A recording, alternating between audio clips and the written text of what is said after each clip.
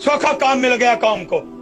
कौम के नौजवान भी बैठ के दुआ कर रहे हैं, या अल्लाह कोई मोहम्मद बिन कासिम भेज। ते तेनू मोहम्मद बिन कासिम बंदियां की है कि तू इंडिया के एक्टर ही बनना है? या अल्लाह को सलाहुद्दीन कितू भेज। तुझे सलाहुद्दीन अयूबी बनते क्या है? तू शाहरुख खान बनेगा? तू अक्षय कुमार ही बनेगा?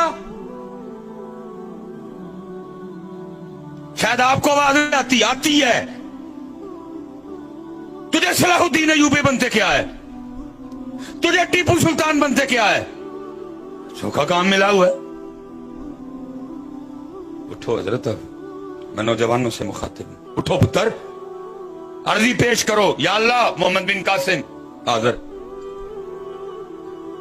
सलाहुद्दीन अयूबी हाजिर, तारिक बिन ज़ियाद हाजिर, टीपू सुल्तान हाजिर। नौजवान दुआएं कर रहे हैं, मोहम्मद बिन कासिम भी। शर्म नहीं आती? उठो पुत्र, बड़ा वक्त जाया कर दिया।